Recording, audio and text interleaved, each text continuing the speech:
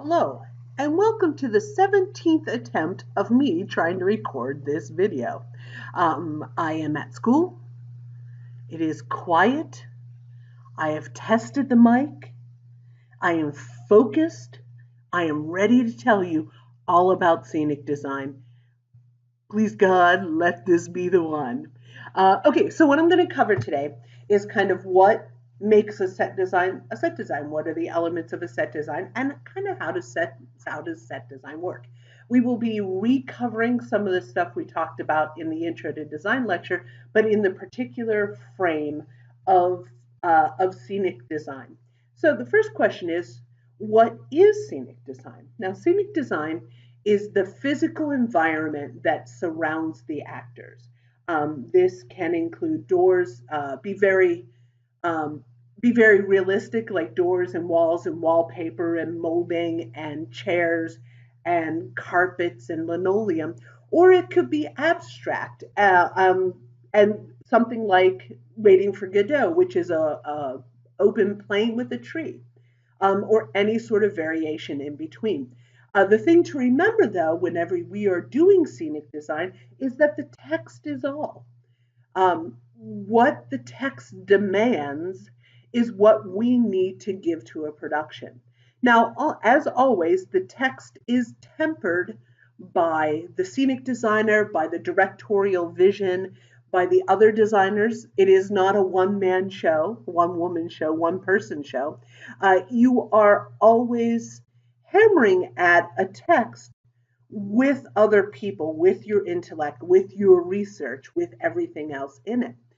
Um, so it is those elements that create a fully realized scenic design. So let us begin. So some of the functions of scenic design. Now these we're going to cover in a second. I'm going to go through all of these. So so it's action defines a performance space, creates a floor plan, visually characterizes the acting space, makes a strong interpretive statement, creates a mood and an atmosphere, and should not only look appropriate, but also function appropriately. So, first one is action. All plays are concerned with action. If it was just one person talking to us, it would be a lecture. And lectures, while still performative, are less rigorously designed, unless bell hooks is coming on campus, and then there is a good bit of design going into that. But every design is concerned with action, because scenic design concerns itself with how an actor moves through the space and how they relate to the space that encloses them. It's kind of like, think of your dorm rooms, think of your houses, think of the spaces that you move through. Every space has a designed element. That's what architecture and interior design is are these designed elements. So for example, when I come home, I park in my driveway, I walk the 4 steps to my back door, I unlock the door, the screen door works a certain way, the door works a certain way, where I take off my shoes, where I hang my coat, walk up the stairs, turn on my teapot, flick on the light, let Figaro out of his cage. Figaro is my parrot. Um, all of this is concerned as if I'm an actor in my own little play. Now, this is what we consider flow. Now, this one, the slide says that we did it a couple weeks ago for the past couple classes. We're going to be doing this in a week. We're going to be working on flow whenever we're moving boxes around the web stage. And how do you tell stories with flow becomes really, really important. So if you've created a space where the actors have a ton of stairs and movement and lots of places to sit, tells a different story semiotically than as if you were doing Waiting for Godot and the only scenery is a tree. It tells a different visual story. And whenever we're designing for action, we need to think about the elements and principles of design, about the whole composition. How do all of the elements work together? Harmony, tension is really important. That's why diagonals are our favorites. Logic, which we talked a little bit about, that we want to watch human beings doing human things, even if they're non-human. It's the same thing, and there is a logic to human action. We all kind of sit down the same way, using the same part of our bodies. We use the doors the same way. We move through our spaces the same way. Audience have an expectation of how actors are going to move through the space. Um, and we have to be aware that action takes time and space. All of these pieces lead to visual interest, lead to a place where the actors can play. Scenery creates a machine for acting. And that is how we sort of, that's how we kind of need to think about the world that we are asking our characters to inhabit. So a great example, this is Urinetown. So for those of you who don't, I think I talked about it a couple of weeks ago, but this play is about, there is a company called the Urine Good Company that charges people a penny to go to the bathroom, to urinate. Um, and there are reasons behind this. And so this play is very much about characters who run the world, and characters who rule the world and who are ruled, and about a revolution that happens because the underclass want to pee freely, and the overclass wants to keep them down. Of course, there's a revolution, and the leader of the company is taken down, and I think he's killed. And then the underclass takes over, and they realize that the company was doing the things they were doing for a reason. That they charged people to pee because of the water, because there was a water crisis. So whenever you design for a show like this, there's certain stories that you want to tell. So if we take a look, hopefully you guys can see my mouse here. That you see there's cops and people in suits up here that they're above the underclass here, who are wearing dirty clothes and kind of ratty and of a sort. Here's our little ingenue right here. You can tell because she's dressed prettier than everybody else. But you'll notice that he has created, this is Bob Klingelhofer, my mentor at graduate school, and I actually helped paint this show a lot. I helped paint a lot of this show. But you'll notice what he has done is he has created a place for the actors to play, that they can climb up these stairs. There's a walkway. This wall spins, as you can see in the two different areas here. There's a lot of rollicking songs about we're going to overthrow the world. So there's a lot of room for dancing and for movement down here on the big floor. So he has created a machine for acting that allows the director a lot of room to create the narrative, to have the actors help create the narrative. Another thing that scenery does is define the performance space. Now, sometimes this is really, really simple, like in our Walter or in the Web Theater, where the audience has a specific place to sit, and the actors have a specific place to act in, that the space that the scenery has. It could also be mishmashed up, like we've seen a couple times in some of my other shows, and we'll see in a little bit. It also oftentimes, like we see in this one, we delineate sort of upper class and lower class by where the actors are. There's a hierarchy that often that is sort of in our cultural lexicon, our cultural visual lexicon, that people who have more money are higher up, skyscrapers and penthouses and stuff, than people who have less money, the gutter. It's in our language as well, if you can think about that. So it delineates the area that will be used for action, not only the separation between audience and actors, but also the separation between characters, how the characters move about the space, stairs and walkways, as we can see in this picture, like this, different platforms. And this is all used, as you can see with I think this is a model. Yeah, this is a model. You can usually tell whenever it's a British model because because the figures are generally three-dimensional. So yeah, this is a really good model for a show. I don't remember which one it is though.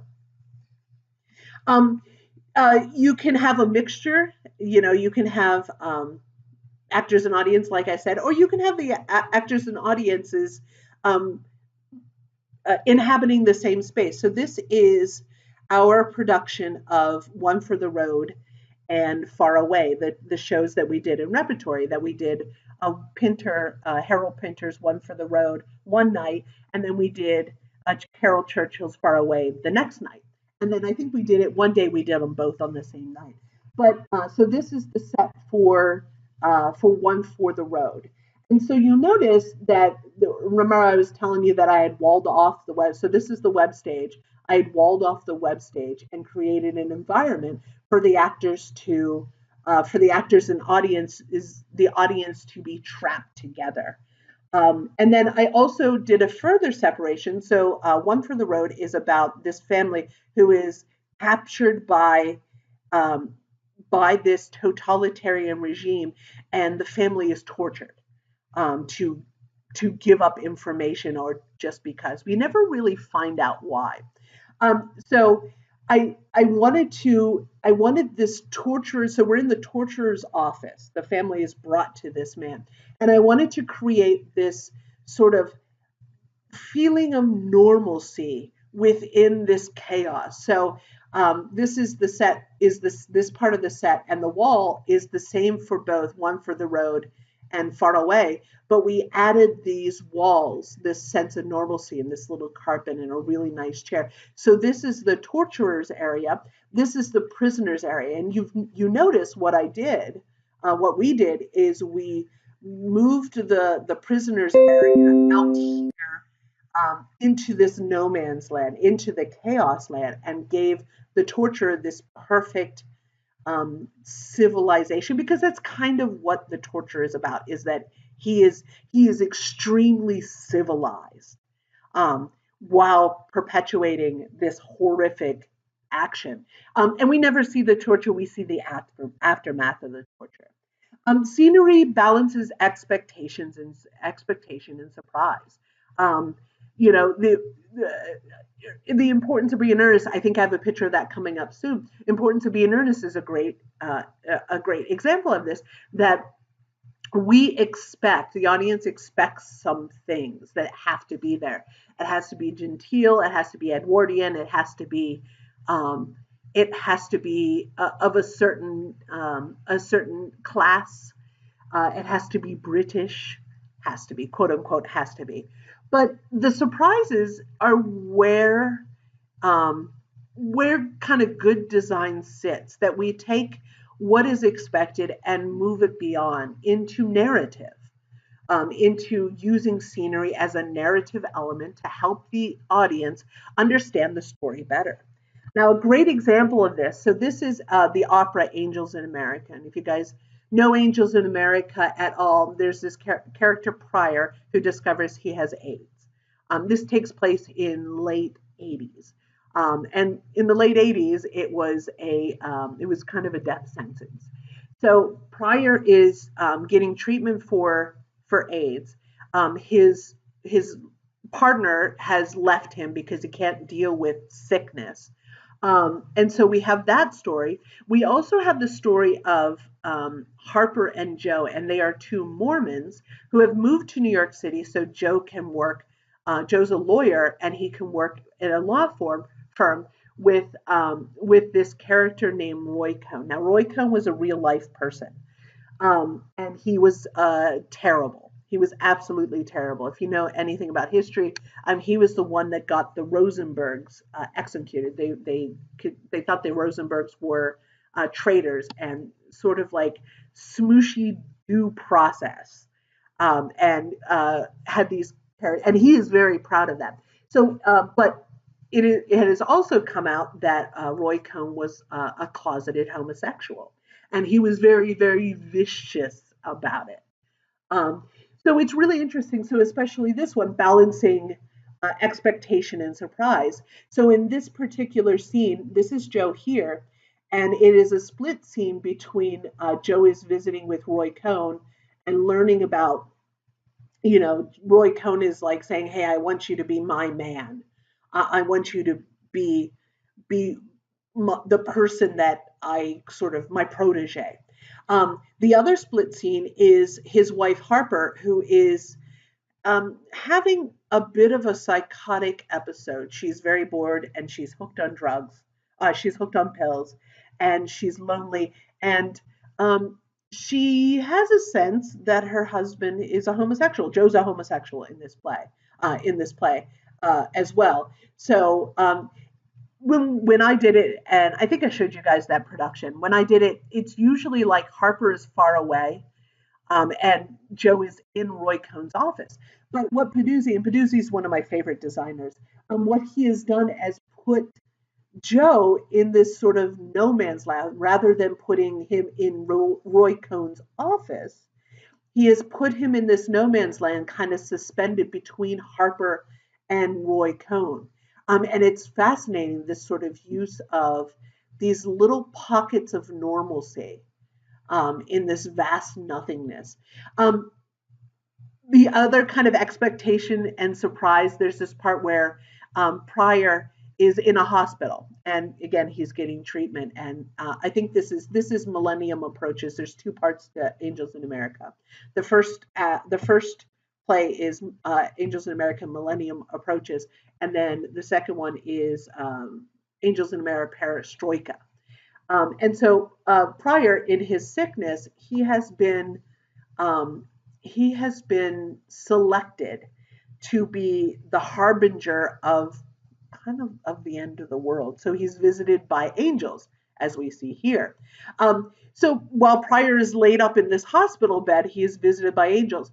Normally, we would say, "Oh, it's a hospital scene. Let's have IV and let's have all this other stuff to tell the story." But balancing expectation and surprise, they can tell the story of a hospital scene. You can tell the story of a hospital really, really, really simply by, the bed and the hospital gown tells you exactly where you are. So it's that balancing of expectation and surprise.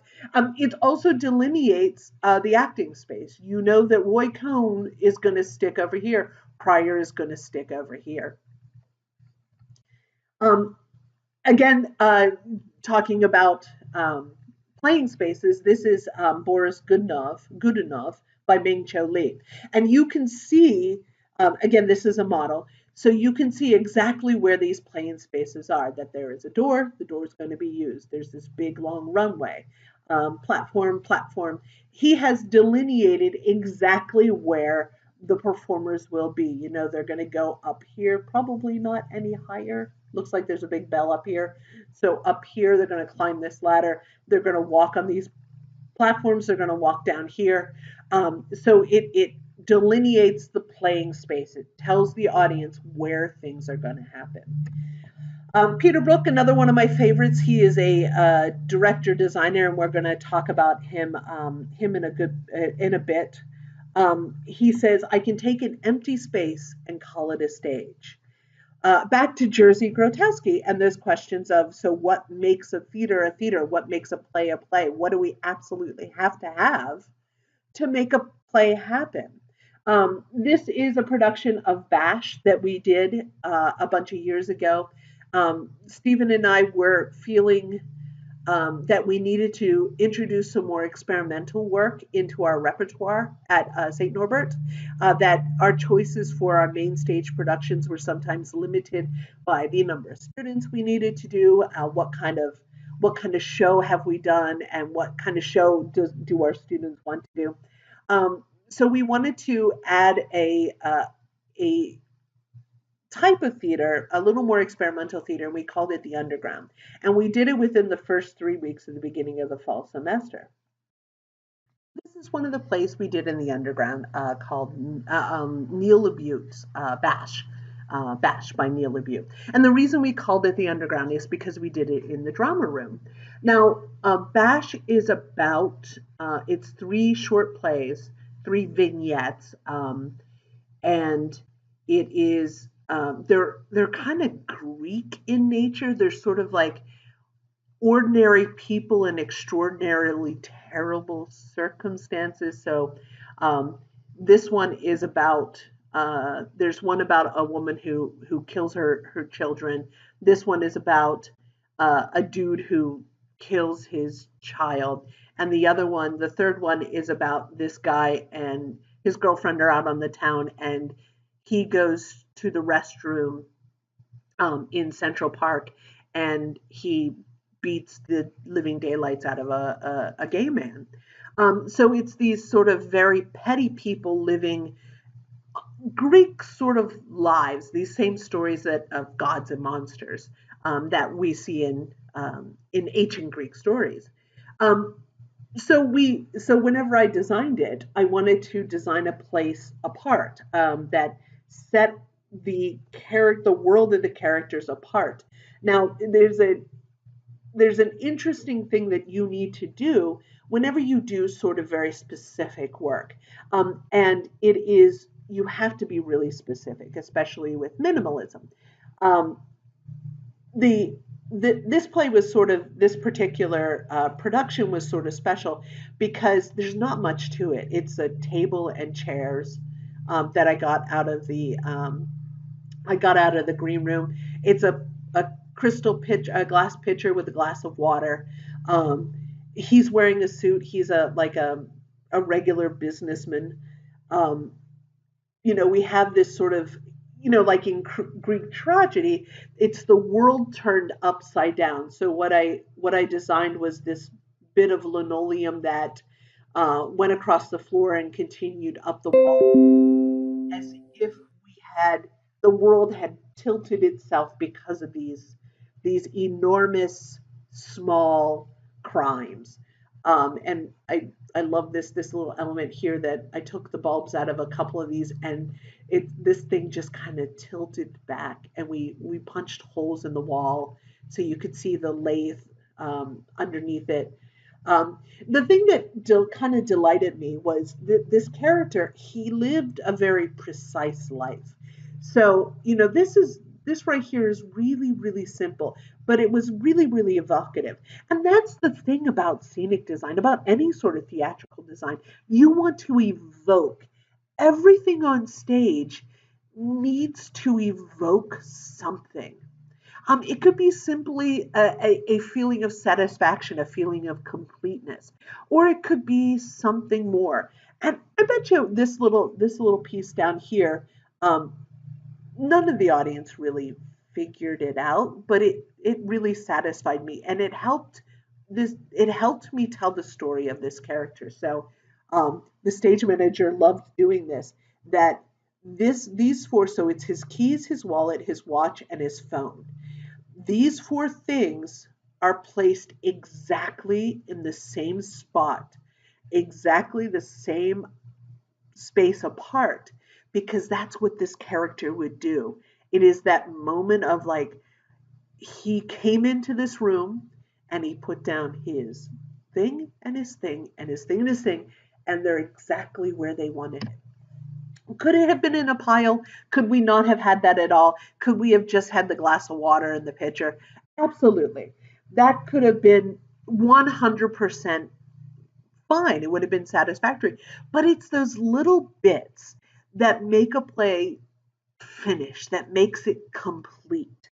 And I think this is probably one of my favorite things that we've ever done. I know it looks really simple, but it like encapsulated this whole little vignette, this sort of very preciseness of his props. Um, the stage is a place set apart. It's different. Bad things happen, good things happen, gods are killed and raised up, and floods and famine and fire, and all of those things can happen.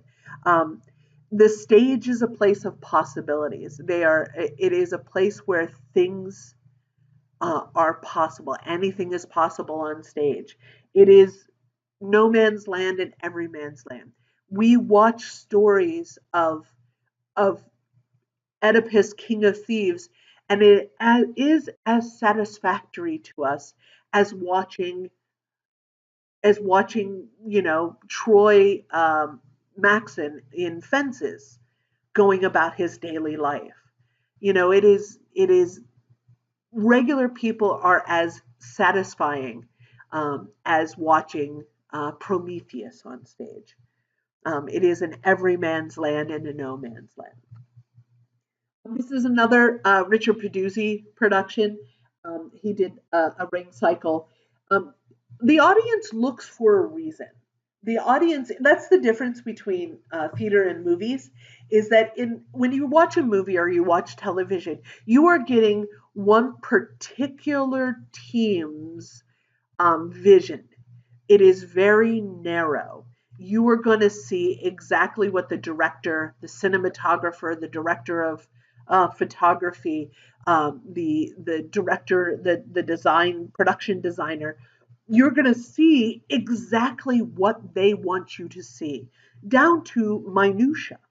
Whenever you go to a play or an opera or something on stage, you can look at anything. You can look at nothing. You can realize minutia and contemplate minutia if you want.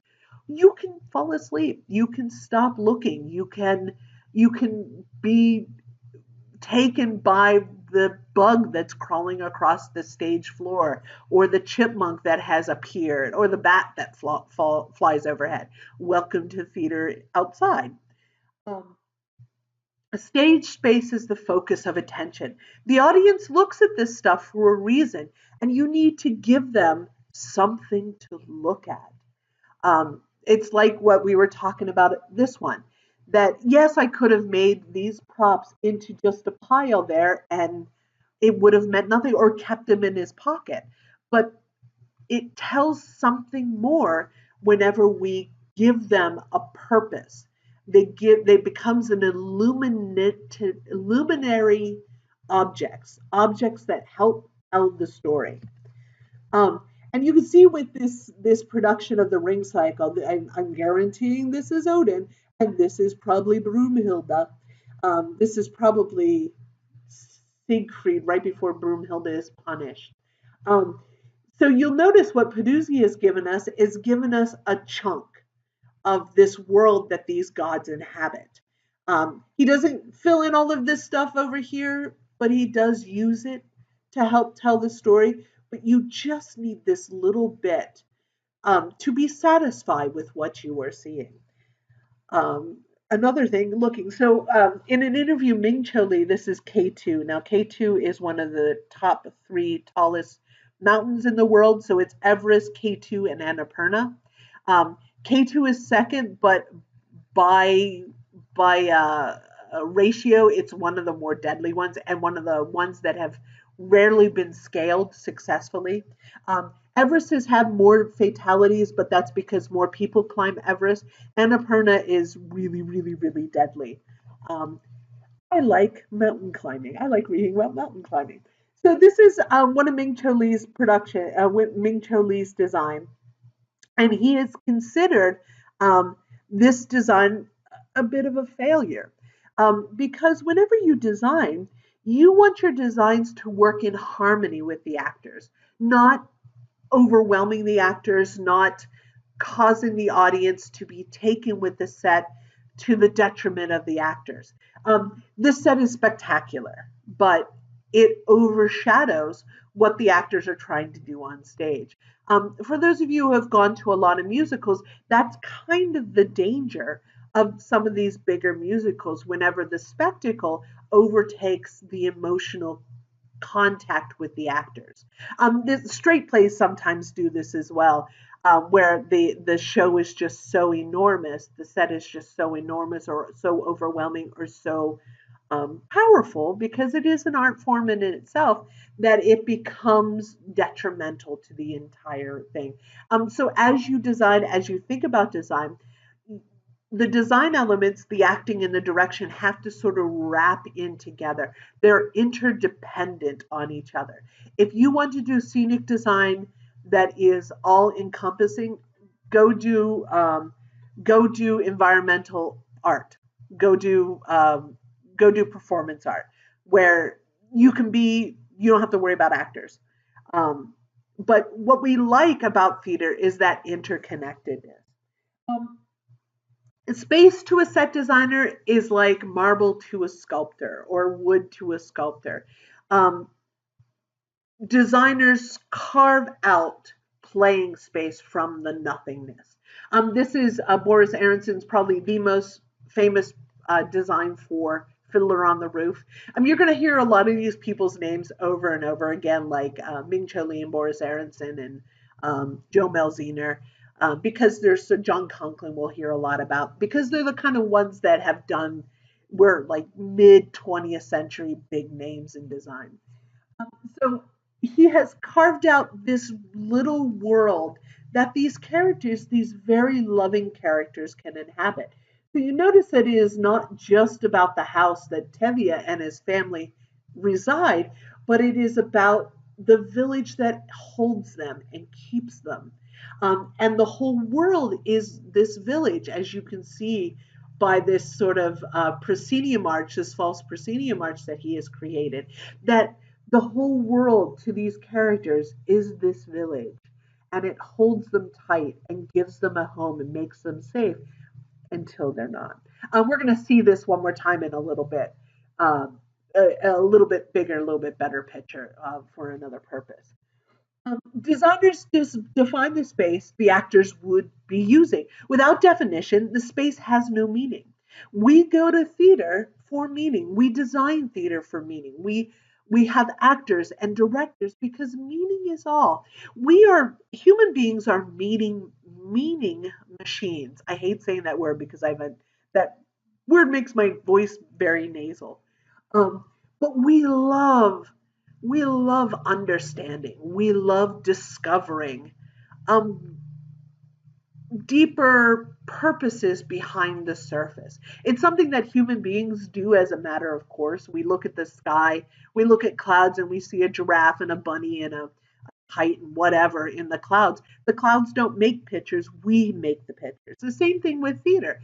We make the pictures. The other half of the artistic endeavor of design is the audience. You can't have design without an audience. You can't have um, meaning without those two halves.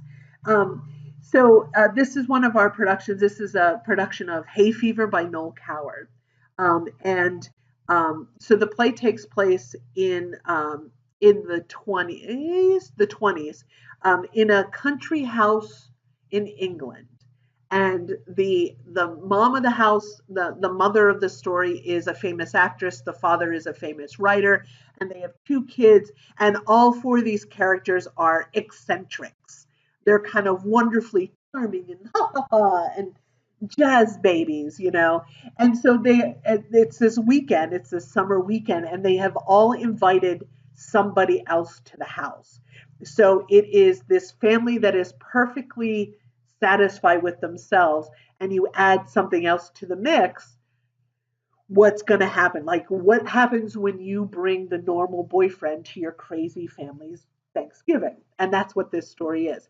So, whenever we designed it, whenever I worked on it with Stephen and Corey, we wanted to design a place where these characters could reside, could live satisfactory lives. And this set design reflects these characters, so, and what the script requires. So there's two different parts of the house. There's this really, and this is one of my, I really like the design. I think our team worked really hard to make something very beautiful. So this is a little veranda garden room off the side of the manor house proper. So this is the rest of the house here. And you'll notice I've created a machine for acting, doors and stairs and levels, and you can exit, you can enter, places for the actors to sit. I've delineated two separate rooms very easily. You can't see it, but I also have a stained glass piece above that's sort of the rest of this room. I've also told the story of these characters through the crap that is all over the place. That these eccentric characters that love finer things, love being eccentric, love partying, and just they are characters of a certain type. Um, I will tell you one funny story. So this floor is painted, obviously, and this is a stencil. So it's these four squares here with these little squares in between them, and so you just match it up and you paint. This was pretty laborious. It took me a pretty long time to paint it, and so it's going well. I get down to like right here, and I had painted it backwards. I had flipped the stencil around somehow, and I had painted two green squares. So the green square was here and the pattern square was here. So it was just backwards. And I'm like, screw it. It's underneath the bench. Nobody will ever know. One of the students came in and said, why is that one square wrong? Guess who had to fix it? Me. He was absolutely right, 100% right. But I was very tired by this point. So I did not appreciate him noticing, but I appreciate, in the long run, I appreciated him noticing. One hint I will tell you whenever you're doing stencil is make sure you mark the top and the bottom so that you don't get your thing turned around. So this is space with definition. This is space with meaning. This is also space with specialness. So again, this is one of my designs we did a bunch of years ago for Aristophanes the birds. Aristophanes the birds is about these two Greeks. This is an ancient Greek play. These two Greeks get tired of politics and tired of corruption, so they decide to escape. And they have bird friends, little bird friends that take them to the kingdom of the birds, the cloud cuckoo land. And so they come and they decide that they're going to stay. And a bunch of birds show up and say, hey, what are you doing here? Oh, wait, you. And so they argue, they do an argument, a formal Greek argument. And the birds say, okay, you can stay. And then other Greek characters show up and say, we want to stay here. And they kick them out. And the lead character marries the queen of the birds and he becomes the king of the birds. And it's this great, it's really comedic. It's a great story. So we decided that we needed to create a place that was special. So we set the play in Kansas. Now, Kansas is always special because it's nowhere's man and every man's land. No man's land and every man's land. I designed this specialness to this place. So the story was that a bunch of people had a freak show, had a traveling carnival, and they got to Kansas, ran out of money, and just abandoned it. And it was taken over by bird people. We did these great. These are carnival posters, period carnival posters that we redid. These were actual ones: Charlie Chaplin chicken and sea quack, seagull duck. So a duck that looks like a seagull, and we had bigger ones that hung the whole way around the space and out in the lobby. This is my favorite one, enormous bird. It's Big Bird. But so we worked really hard to create a place that was special for these characters. We decide what's special. That's the great thing about theater, is that even if it's about normal people doing normal things with tension, it's special because we decided so. Kind of like life. Things are special because we decide that they are special, not because God or the president or the wealthy people have decided things are special. Things are special because we choose to make them special. Again, back to Boris Aronson, his Fiddler on the Roof. This town is special because we've decided that we need to know about THEA and his family, that they are worthy of our attention, that this world is the world that these characters, who normally we wouldn't care about them. We wouldn't want to see anything about them. They're special because we've decided they're special. And this is the proscenium arch that encapsulates it. This is probably one of my favorite drops ever because this is just so elegant, simple and elegant, and it tells the story of the world. Scenic design creates a uniqueness. Whenever we watch a play, we are watching a play at of a specific moment with specific people where specific things happen. This is unique. They are special and they're unique. This is the only possible place that this play could take place. Um, Glass Menagerie couldn't happen anywhere but that apartment building. Couldn't happen anywhere but St. Louis. Couldn't happen at any time. Couldn't have happened. You couldn't take Laura out of the story. You couldn't take Jim out of the story. It is that uniqueness that makes it special, that makes it worthy of our attention. I think this is an As You Like It. And scenic design, I think it's a Ming Cho Lee As You Like It. And scenic design does that. Even if we fudge with where things are set, like with what you saw earlier with my Aristophanes, the birds, or the Tempest from last semester, we fudge around, but it is still that uniqueness that this is the world that these characters have to inhabit. Um, and it's our particular interpretation of it. You don't get I've done Hamlet twice. I've done um, I've done a couple plays a couple of times, and it's always been unique because it's a different team. I'm a different person. I'm a different designer than before, um, and it's that uniqueness that makes it worth your time. Like I said before, so I might design The Tempest again. I might design Hamlet again someday. It's going to be an entirely different show because I'm going to look at it in a different lens with a different director and a different group of actors, and a different team to work with me. So it becomes unique in that way, not just unique because of the story that's happening. So this is Joseph Svoboda, his Oedipus Rex. We had talked a little bit about a machine for acting.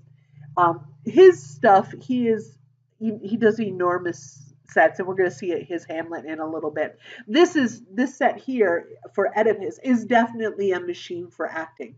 That it's these enormous sets of stairs that if you start up here and come down, that's something that says something really strong. Um, if you stand on these platforms, that's going to say something really strong. The actors use the set as a machine to help the narrative along. Um, Scenic design designs a place that is limited by practical considerations of time and space. I can't move the proscenium arch in the Webb Theater. I can't cut this off because it's stupid. I can cover over it like I did with Importance of Being Earnest, but there are certain practical considerations that limit us as designers, that limit us as artists and actors. We are limited by money. We're limited by personnel. We're limited by the amount of time we have to make something happen. Um, Theater at the same time is unlimited. You can do anything on stage if you're clever enough. This is the musical we did a bunch of years ago, Sondheim's A Little Night Music, and it takes place in Sweden, and it takes place in a town, and then in the country on Midsummer Nights, and the longest day of the year.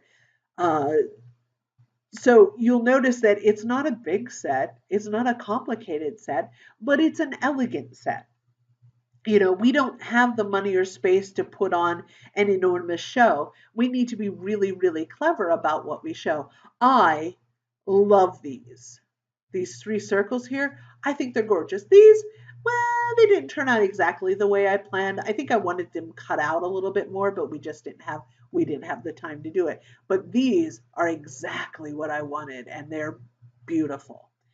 And I love these circles on the floor. So it's about rotation, about returning where you belong. It's about, the play is about the summer, and it's about the ending of things and beginning of other things. So the show almost killed me. That's why we don't do musicals very often, because there are parts of this department that I am a one woman show in with a lot of help from students, but there was a lot of woof, Designers create the possibility for something to happen. So this is a Brecht play, Good Person of Szechuan by Caspar Nair. There is a possibility for stuff to happen on this. That doesn't mean that you can't use a bare stage or a waiting for Godot blank plane with a tree, but it's that possibility for something to happen on these in these spaces. You need to have a good sense for visual storytelling as a designer for possible things to happen. Another thing that scenic design does is max the offstage areas. Um, I'm sure most of you know that borders and legs, teasers and tormentors, and they're generally black duvetines, so we call them shorthandedly blacks. We tell the audience where to look using sort of this sort of nothingness, this light absorbing nothingness.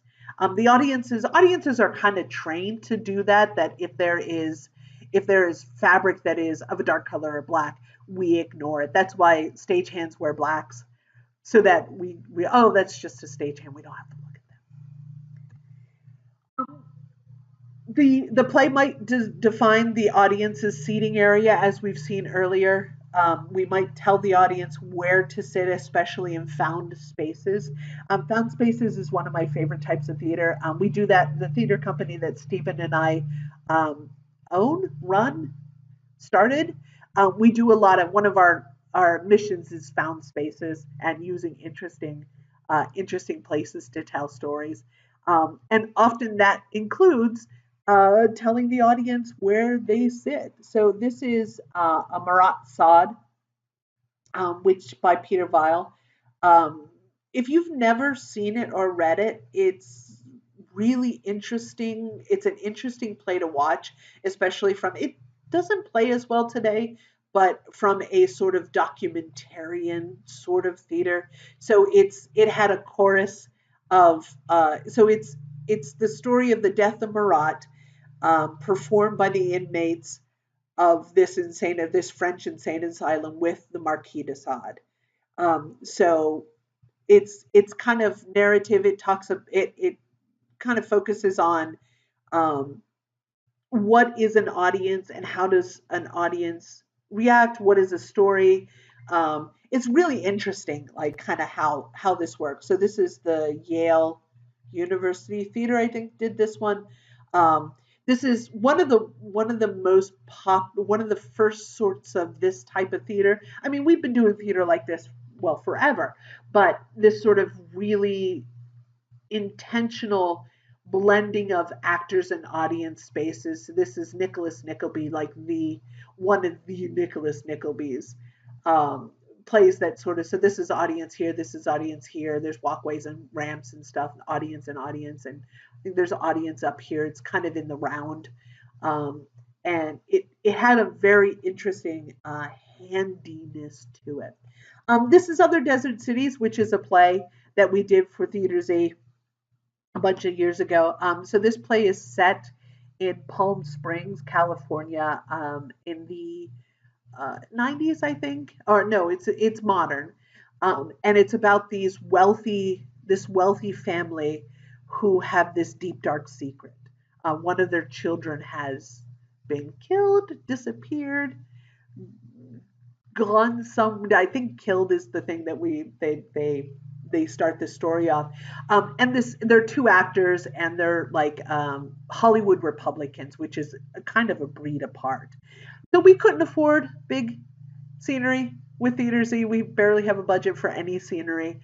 We couldn't afford to make it look as wealthy as it needed to, so we decided to do something different.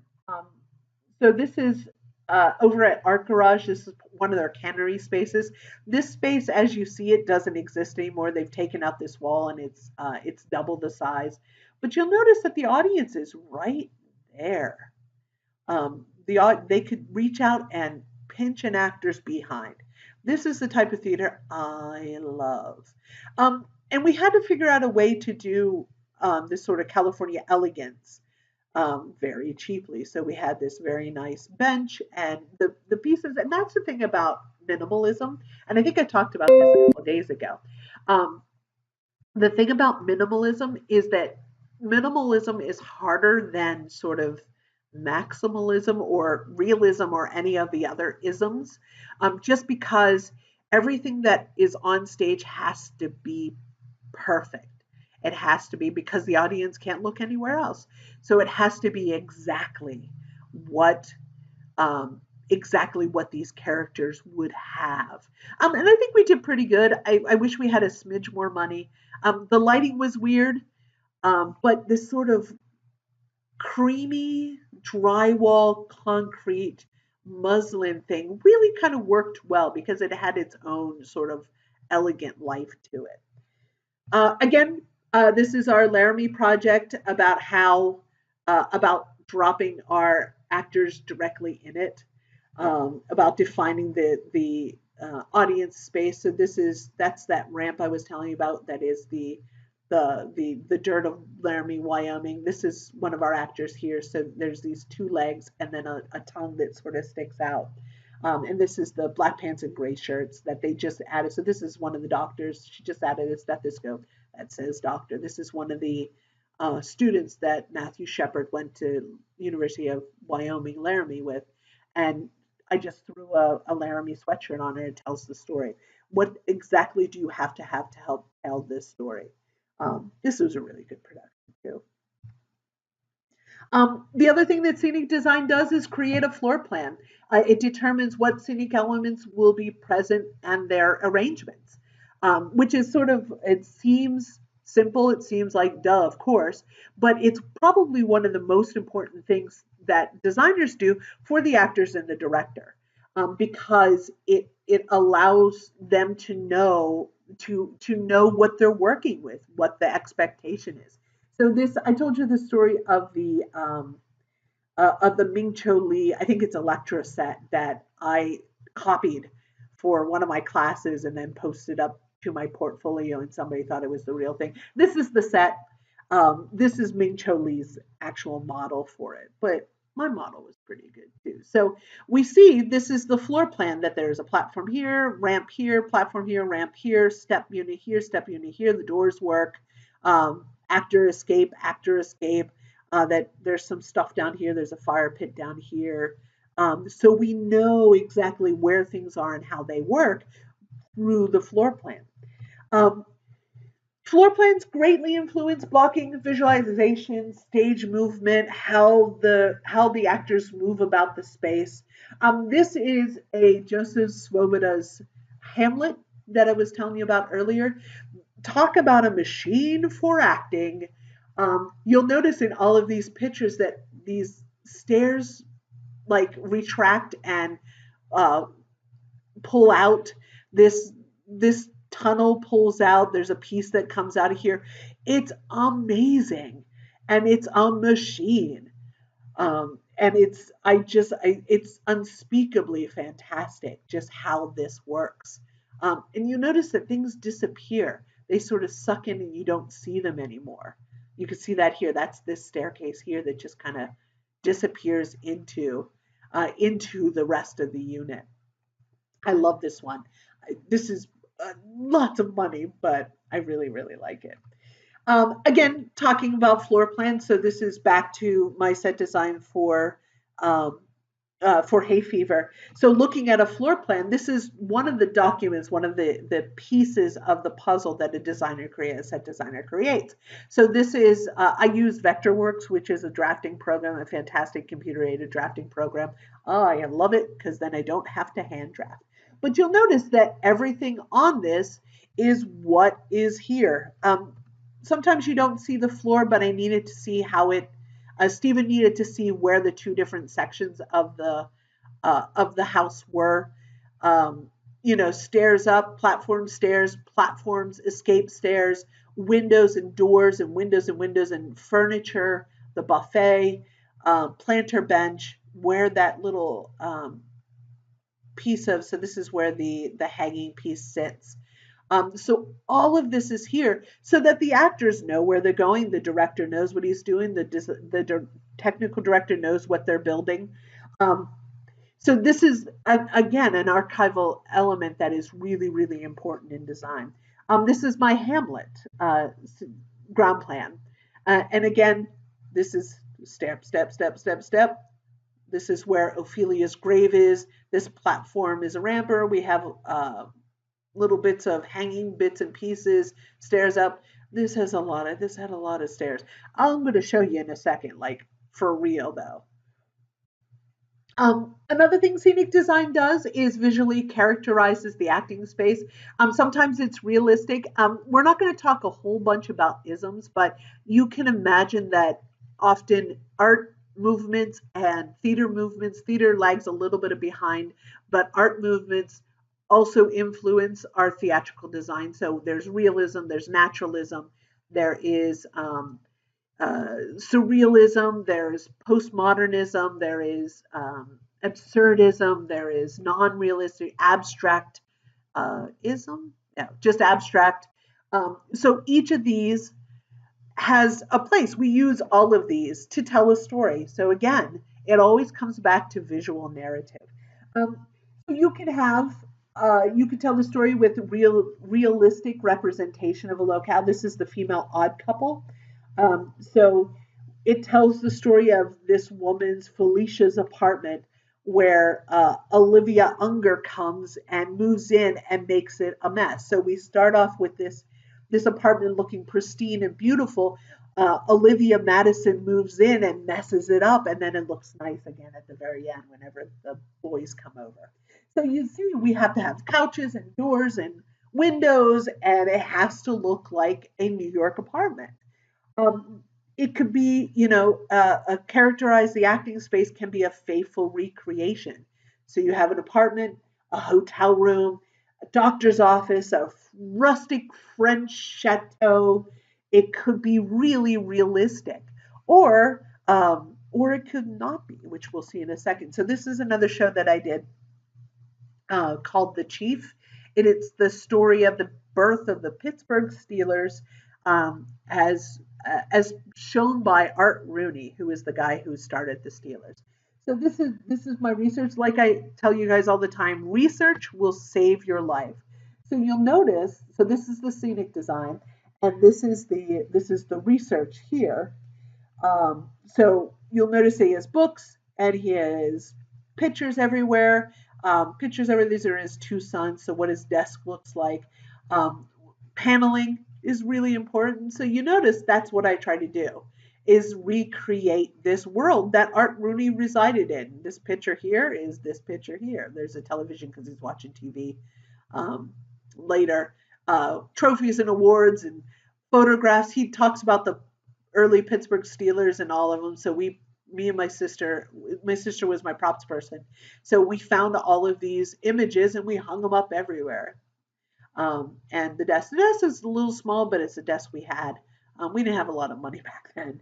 So I tried to recreate faithfully this dude's office because it helped tell the story. The other thing is that there's a lot of people that came to see the show that have seen the Art Rooney Museum in Pittsburgh, so they would know. Another type of theater that we have is, again, another one of my favorite things is site specific theater or environmental theater, site specific.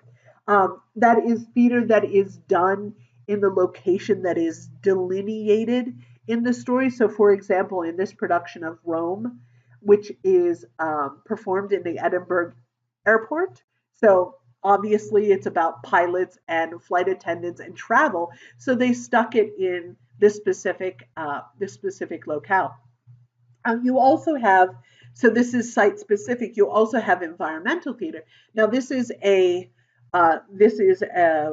Richard II done at the Alameda, um, and it's kind of like they took the place, added a couple things, and just used it as is. This is environmental theater, sort of what we did for other desert cities and some of the other plays we do. We use the space as we find it. Often the space is chosen very carefully because it helps illustrate the story that is being told, like we saw with Rome in the Edinburgh airport, or it is tailored, the story is tailored to the place that we that the play takes place in. One of my absolute favorites of site-specific theater is out in San Francisco. There is this company that does a lot of site-specific theater, and they did the Odyssey, Homer's The Odyssey, on an island out in San Francisco Bay, and the audience is boated out to this island, and they wander for hours, and they do what Odysseus did. They find Circe, they find the sirens, they find these characters, and they interact with them. I think they're led by Odysseus throughout the walk, but they just walk all over this island, and it's spectacular. Scenic design can also be fragmentary, um, where you just have bits and pieces of the world that these characters inhabit, and these bits and pieces help to tell a specific narrative. So this is a Midsummer Night's Dream by John Conklin. And so this is obviously in the forest, as you can tell by the gobos that are all over the place, but it is Athens turned upside down.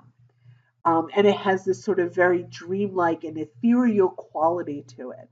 And you notice that he didn't have to do much more than a Greek colonnade, an archway, and you're told the story. I bet you this flips back over whenever they're back into Greek, back into Greece, into Athens for the rest of the story.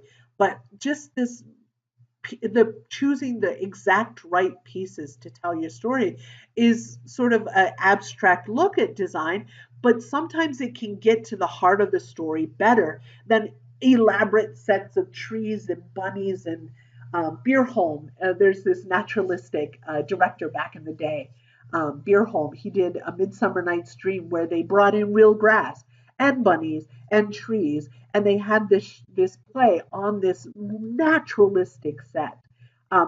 Stephen talks a lot about this stuff in his contemporary theater class. Some of you are going through it right now, so it's interesting to kind of dovetail our lectures together. This is Peter Brook. This is his Hamlet. Now this is another site specific um, theater, but what Peter Brook and Jean Guy Lacat did is they discovered this discarded theater in France. I think it's the Le Grand Bouffe, and they're using it as they found it. That it's kind of not falling apart, but it's distressed. You know, they redid the stage, redid the seats, added lights, made sure it was safe. But they did a Hamlet on it. And this is all you need to tell the story of this wealthy family gone awry. He did Mahabharata, which, if any of you have taken world religions, is the story of the beginning of the Hindu faith. They did a cherry orchard. Chekhov's a cherry orchard in this space. If you find like the perfect space, you can do just about anything on it. So again, this idea of fragmentary. This is Peninsula Players. I didn't paint this one, but I've worked with this designer. This is probably one of my favorite designs he's ever done. This is For a Few Good Men. Now, if those of you who know have seen the movie, it's about this soldier has been murdered, and they've blamed the wrong person for it. You can't handle you want the truth. You can't handle the truth. It's that movie that Tom Cruise did with Jack Nicholson. If you've never seen the movie, it's awesome. You should totally watch it. But so the play goes from like they're in Guantanamo Bay, they're in a courtroom, they're in an office, they're in somebody's apartment, they're working on this case to get this soldier off on these charges, these false charges. You'll notice that we have pieces, we have bits and pieces of chain link and tables and chairs and platforming and this beautiful wall with the barbed wire on it and a guard tower. It's enough to tell the story of these characters and the world they inhabit without having to do laborious additions of pieces. One of the best things, and this is clever, two really clever problem solving here, that to, of course, the play doing a play like this necessitates lots of scene changes. Sometimes laborious stinking scene changes. But they did this great thing where they dressed up, that's these guys up here, they dressed all the stagehands as army boys and had them do cadence as they moved the scenery in and out. So there was like probably maybe 8, 10 of them. And they, I don't know what I've been told. Holy crap, the army is great, whatever. But they did these cadences, these marching cadences, as they brought the scenery on. And even if the scene changes took longer, it was a clever solution for that because it gave the audience something to watch, something to look at. The other thing that was really, really, really awesome is that, as you see in this picture, there's an army guy here looking out onto the world, protecting the people on stage from the world. And there was this sort of character the whole time. There was a dude up here looking through binoculars at one scene. There was one that was patrolling in one scene. And you would think it would get distracting, was not distracting. It was like human scenery and it was brilliant. Oh my God, it was a really good show. The only problem I had with the show was the sound. The sound was a little movie sound. There was a lot of stingers. I liked the environmental stuff, but some of the sound was a little off. But it was okay because the whole show was like 100 years long, but it felt like nothing. Another thing Scenic Design does is use the visual motif and theatrical conventions of the play's period. So this is Amadeus, which is 18th, 17th century Austria. So you'll notice that what he has done is he's used the bits and pieces of the palaces to help tell the story of wealth and privilege, and the narrative of the story of this character of Amadeus. Um, so it's fragmented. He's only had to show bits and pieces of it because the audience will fill in the blanks. That's what audiences, again, we go back to meaning. That's what audiences do really, really well. Excuse me. This is a Guys and Dolls. Once again, it's like 1940s, 50s, 1950s London or 1950s New York. And you don't have to show everything. You just have to show bits and pieces so that the audience knows where they are. Same thing. This is, oh, sorry, went too far. This is the Peninsula Players production of Importance of Being Earnest. And once again, you'll notice that it is not a perfect recreation a a New York wealthy New York house, or a wealthy London house takes place in London, or a wealthy country house in out in England. You just need to show a little bit. So sconces and furniture and clothing helps a lot. Painting helps a lot. That there's not a whole lot to it, but enough that we get the sense of where we are in the world. Once again, this is a Bob Crowley one where it's a Henry VIII, Henry the Five, Six, and you don't have this enormous castle. You just have these sort of heraldic flags that tell you the story of this world. And I love this entirely too tall throne, I think, is what that is. This is the National Shakespeare Theater, National Theater. Again, you can see this a little better here. All these heraldic flags. Really simple design, but it tells a whole lot. Another thing Scenic Design does is alter the time and place of the action. And this could be something as simple as, hey, we're in this place, we're in this place, we're in this place. Hey, audience, understand where we are. So this is Bob Klingelhofer's production of Carousel.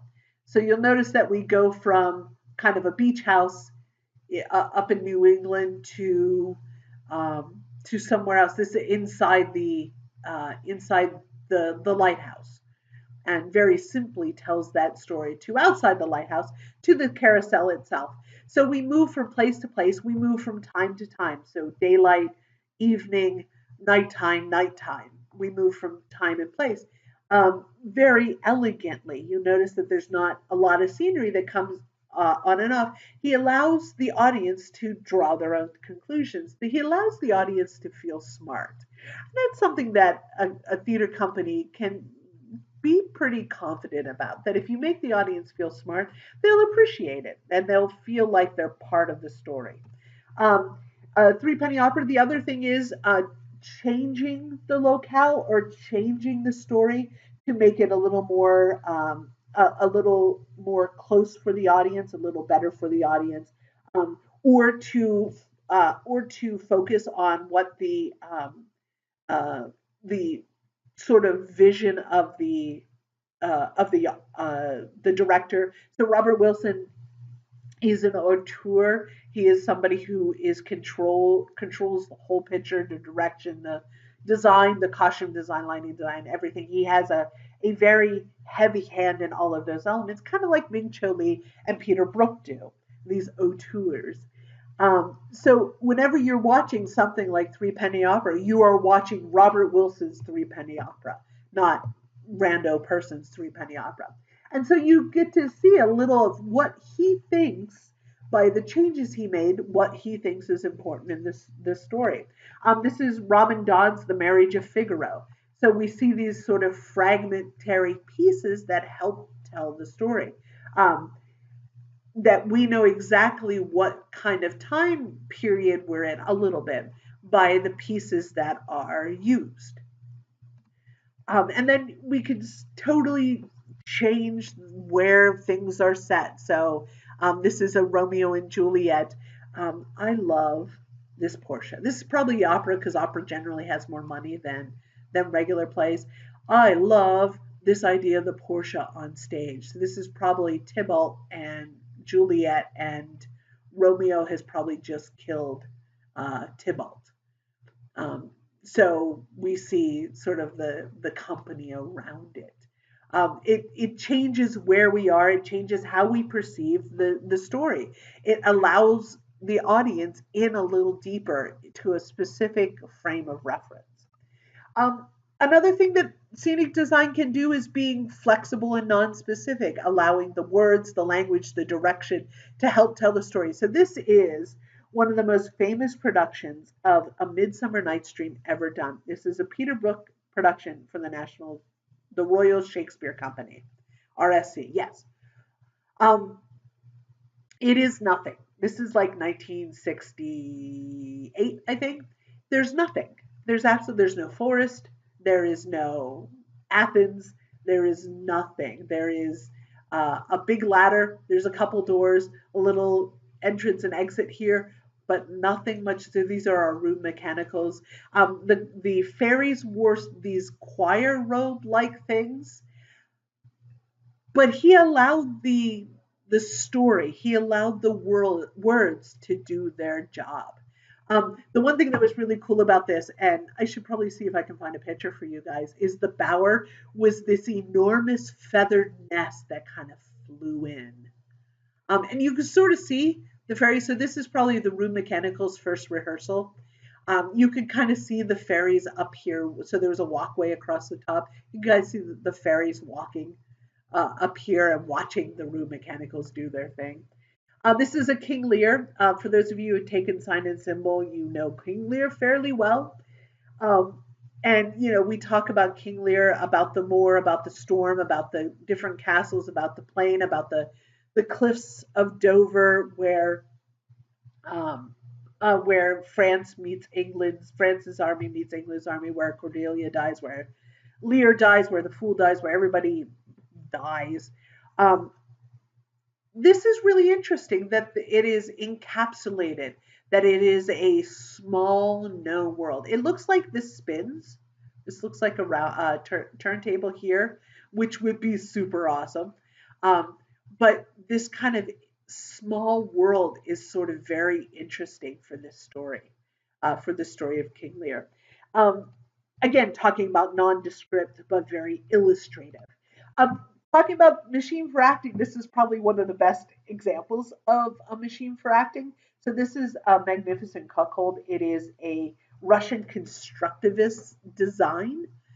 And, it allows the actors to play on everything. So this turns, these turn.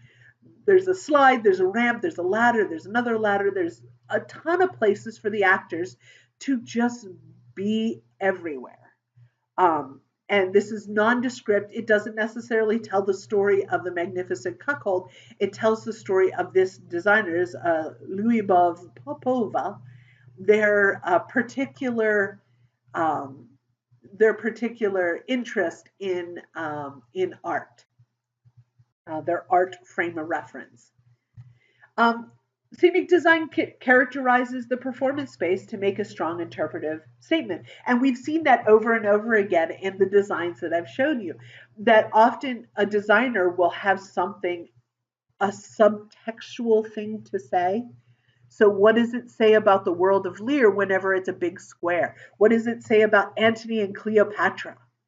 This grand sweeping epic of love and death and Egypt and Rome and the clashing of nations and love of these enormous figures. What happens whenever it's just it's a cube that they're trapped in? So what happens what is your interpretive element whenever you close it down? That it is not this grand sweep of Egyptian sands and the Mediterranean Sea, but it is little. What does it happen whenever you have, again, this is Robin. I have a lot of Robin Dons in this one because the design is fantastic. I think this is the ballet version of Midsummer Night's Dream. It's called Midsummer Marriage. But what happens whenever there's this enormous white face, and these stairs, and here's the bower, and the trees are not really trees, but it has a feeling of the forest and of sequence and of beauty, and it's shiny. So there's a strong interpretive, non-realistic design going on here that speaks to the interior life of the play. This is a production of Othello. What does Whenever you make a strong statement that is not telling the story of Desdemona and Othello's bedroom, or Venice, or wherever the locations this place, what happens whenever you take that out and reinterpret it to really get to the heart of the play, of military, of betrayal, of jealousy, of power, of being bereft? What happens when you change that? Another thing scenic design does is create mood and atmosphere. This is a ring cycle. I think it's Canadian. Um, there is definitely an atmosphere that is created, a mood that is created with these characters and these little pieces of sort of neoclassical, neoclassical architecture that is hovering in the tree above Siegfried. That this tree is, or of Odin, or of whoever, that this tree has been severed, but the branches have not. Um, so there is a mood and atmosphere that is evoked. Talking about Waiting for Godot a lot. There is an atmosphere that is evoked whenever you take a look at this, of like loneliness and fear, and of of the world passing you on, that you're stuck in a no man's land and the world has passed you on, that it is gone beyond you and you can do nothing but wait. So it evokes an atmosphere, it evokes a mood. Some of the skills that scenic designers need to possess: you need to be a bit of an architect, you need to know how human beings move through space and tailor it to a specific narrative. You need to be able to paint, you need to have a good idea of art and how art works together, the elements and principles of design. Interior decorator, absolutely. You need to have a feeling for what the actor is going through and what the director is going through. Often, whenever I design, Stephen and I will talk, and I will say, "Hey, what if we have the actor do this? What if we have, for example, for The Tempest?" And whenever you have a good partnership like Stephen and I do, and like how Aaron and I do, you don't know where your ideas, who idea it is. Often, so I put all this cork down, and then Eleanor Prospero drew this circle in the sand, in the cork, I couldn't tell you if that was my idea or if it was Steven's idea. I certainly gave him the opportunity for making that choice, kind of gently nudging him to making that choice. But you have to be able to think like a director. You have to be able to think like an actor, an art historian. Being an art historian is really important, and being a stage historian, knowing how we got to where we are. You have to be a really good draftsman. You have to have a good idea of how things are built in theater. That just makes you better at your job. If you've been a carpenter, if you've done carpentry, that's also very good, because again, you know how long things take in the shop and an idea of how personnel work and how the shop.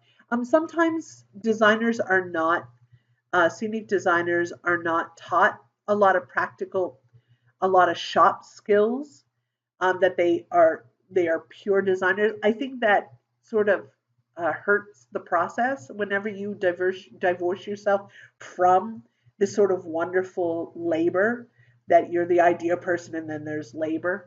I think there's a disservice there, because it's really important for you to. I find that being a different, being separate from that is not very satisfying. As you guys all, most of you know, I when there's something to be done, I'm in the thick of it generally. So to talk about the process, I know we did this a couple days ago, with at the end of the intro to design, um, PowerPoint, but I want to talk about it a little bit more. So often you start with preliminary work. We talk a lot. Steve and I were going through Mary Poppins right now. We have met 17 times in the past like month, just because, well, not 17, maybe about 10, because it's really important as we carve this design out that we talk through it a lot, because we're getting to the ideas. What do we want to say with this production of Mary Poppins? We could get away with just being a fun look. Holy crap, there's a lady flying. Holy crap, Bert just did a somersault. We could do that, but it's not as fun to just do that. We want to kind of, it's always better to sort of go deep and come back out than try to just start at the surface and then backfill. So there's a lot of conversations. What I'm going to do for this process is, um, we talked about archiving your work is really, really important. So I archived, my master's thesis was Hamlet at West Virginia University. As a designer, your master's thesis is generally a piece of theater that you do. So you design a show. You also have to write your thesis. So I have a lot of design work that I don't necessarily keep as much, like the back work, because I had to put it in my master's thesis. So a lot of these images are from that, just because it is the most complete archive of a production that I have. And I know the show pretty intimately, since I was all up in it for a year putting it together. So you want to do conversations. Often you'll have meetings not just with the director, but with the whole design team. I met a lot with the director, the costume designer, and the lighting designer, because we kind of did it. We kind of came up with this design as a team. Research is really important. Having really good research, because speaking a visual language is way more effective than just, well, it has. I'm kind of thinking about blue. Well, everybody has a different idea of what blue is. So bringing the specific image of that color blue that you want is really, really important as an example. You want to do sketches. Sometimes my design teacher at Villanova said that thumbnails are so formal, and often directors will take that as kind of, this is what the production will be. And sketchy, he called them sketchy poos, like napkin sketches, takes a little of the weight off of what you're creating. So sketches and thumbnails, we kind of make them different. Doing a white model is really important, because it allows you a model, just like drafting, will keep you honest, because you can't really fudge the space that something takes. And a white model is a great way to communicate spatially to a director. Sometimes directors have problems thinking 3D, whenever you get beyond bodies. Sometimes you'll get directors that are great at it, but a model is always awesome, especially for the actors and directors in rehearsal. So they know what it's going to be. And early drafting, again, drafting will keep you honest. So we met with when we were meeting, the director had a couple ideas about what Hamlet was.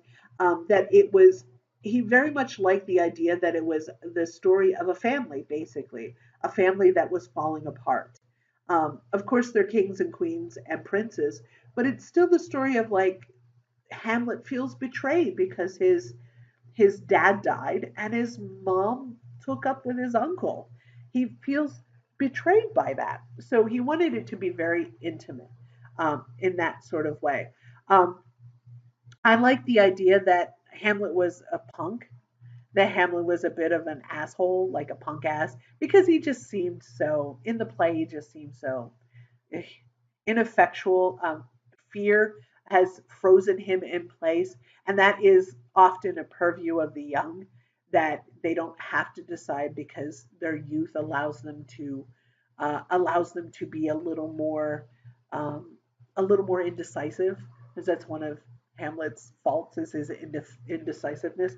So whenever I started doing my research, I took a look at um, a lot of sort of graphic novels. So this is Johnny the Homicidal Maniac by Johann Vasquez.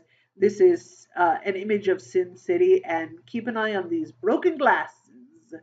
Broken glass, um, a shattered family is something I come back to a lot. Ultimately, it changes into something entirely different, but glass sticks around for a very, very, very long time. Also, black and white. Black and white sticks around for a very, very, very long time in my design. The director loved this idea of sort of labyrinthine world, that Elsinore is labyrinthine, that Elsinore is kind of like an MC Escher painting, that these stairs go nowhere, that Hamlet is going nowhere, that the story is that it is twisty, turny, and they've gotten trapped here. So I took a look at a lot of Escher drawings to kind of see if there was something there for me. Here's another one. My design teacher suggested Piranesi, who drew these elaborate dungeons, and he's kind of great. You guys should totally take a look at it. These sort of stairs everywhere. Um, the director also wanted like an enormous scale, which we had talked about a little bit before whenever I was talking about my Hamlet design in an earlier class. The other thing I kind of liked is sort of this idea of Hamlet being an outsider but still being an artist. So I took a look at a lot of outsider art. I really like outsider art. This came up a lot in a lot of my earlier design work. My grad school design work was outsider art. I might come back to it again. One of the ideas we had is that Hamlet was so angry with his past, that he wanted to get rid of being being a prince, that he didn't give two shits about.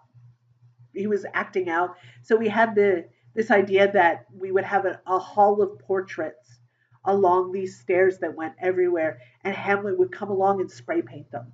That he would destroy all this sort of stuff whenever he was in his sort of manic phase. I also really like the idea of Saint Jimmy from American Idiot, which is this is a still from the music, one of the music videos. I really liked that idea of Green Day, of sort of like the suburbanite punk, that they're punk but only punk in kind of a very specific frame of reference. They're not like low class punk. They're more like middle class punk or upper middle class punk. So I watched the videos for this a whole bunch. Here's some of the sketches. So kind of how do I do a castle that's falling apart, like Elsinore is falling apart. The whole country is diseased. In Elizabethan times, if there was a ghost walking, that means that something was rotten, something was wrong. So we see that with the king. Um, Something's rotten in the state of Denmark. So like here's the stairs that go nowhere. Here's the portraits I was talking about. I had this idea that we had these perfect windows that were blasted out. this perfect kind of cornice molding, curved cornice molding, and windows that were falling apart. I really like this sort of stairs that go fall apart and go nowhere. Remember this because you're going to see this again. This little piece of scenery here. A couple more sketches. I really love broken glass, so I kind of drew broken glass, drew more broken glass. There's a lot of sketches that I do. Again, remember this. This is going to come back. Sort of one of the tricks whenever you're doing sketches is always put a figure in it. Generally 6 inches in your scale, so you know how big things are. And again, triangles and broken things, modern flooring, broken mirrors. A little more research. We decided that marble was probably a good place to a good direction to go because it's really easy to show wealth. Marble is wealthy, is an easy way to show wealth. So I looked at a lot of marble, and that's more of my research. More broken glass. I actually broke my own glass. I smashed glass and put a figure in front of it just to kind of see what that looked like with a person. And I did some research of actual broken glass. So this is some of my broken glass pieces from this. Kind of what does it look like with, and I think this might reappear sometime in a design. It's nice to go back and look at your stuff that you've discarded because you can resurrect it sometimes. So I did a white model of sort of the ideas that we were thinking of: the Escher, the broken glass, the stairs everywhere, the wealth. Um, and again, the most scenery ever jammed in this theater ever. So that's a white model that I showed to the director.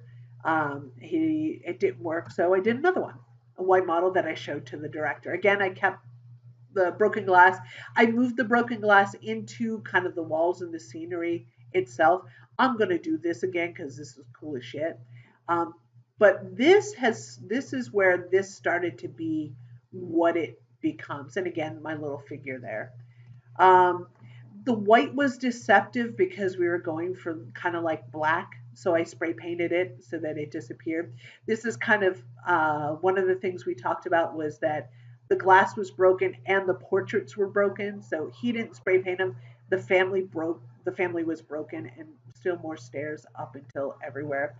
I went into drafting. So these are some of my early draftings trying to work out these ideas. So platforming, more stairs, stairs that go up forever and come back down.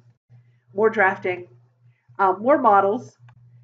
Um, I was not, I wasn't interpreting what the director wanted very well, so I did a lot of work on it. We got to a good place, I think, but I put in a lot of work, a lot of like small changes.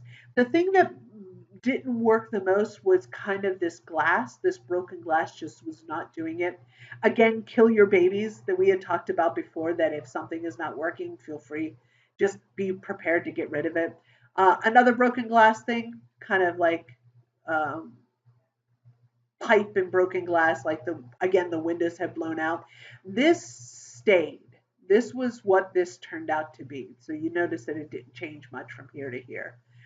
So I had this and I was just monkeying with the glass. Finalizing the design is the next step.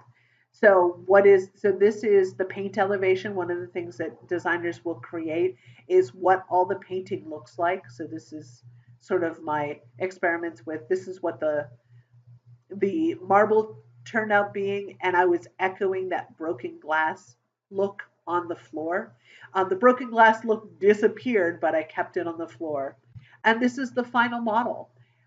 So you notice what has happened with all of that glass is that it became squares of plexi and squares of um, black masonite, so that we painted them both black. The neat thing about these squares of plastic is that they had a reflective quality, which was awesome. So the point where we see the ghost first comes down these stairs, and he was reflected in this piece of plexi, and I about lost my tiny little mind because it worked really, really well. It turned out really that element, even though it didn't stay as clear as I wanted it, I thought it ended up working really, really well. And you'll notice we have stairs everywhere. This is the seating part here. So this is stairs that kind of behind masking here and here, disappeared behind the seating the raised seating in the theater. Stairs that go up and ever, stairs that go out and ever. This is where Ophelia was, and masking and stuff. So this was very much a machine for acting. It was really, really enormous. Some of the other research, I told you I didn't have a very good relationship with the technical director. I was not very, I was not very kind to him, and he was not very good at his job. So that was we kind of butted heads, but I am a little older and wiser now about interpersonal relationships and how to like not be a turbo bitch. So Dan Wilson, if you're watching this, I apologize for being awful, and I went the other way as well. So what I'm saying is that if you're not kind and a good person to work with, people in theater can screw you up royally. So in that production of Mary Rose that I showed you that was dreadful, he didn't buy me lumber that was tall enough. I had to, my TD had to cobble it together to make it tall enough. In this one, he decided that we didn't need to buy paint, that his father in law owned a hardware store and he was going to get unmixed paint. And I was going to need it. I was going to use that to make my paint. So this is me working out with the mixture, like what kind of paint I wanted. This is working out what the marble looked like. You'll notice that there's little instructions down here that sort of tells I think there was a scene painting class, so it was helping me paint this. So it tells the scene painting class what to do. I'm not good at marble because it's a little I'm better at it than I was. Fortunately, I just told the scene painting class what I wanted to do, and they did it. Um, but I had to do the forward work. There was an arras, which is where Polonius hides before he's murdered. So we decided, the director and I decided that we wanted this huge piece of silk that sort of hung and then was dropped, that kind of fell elegantly and softly to the earth.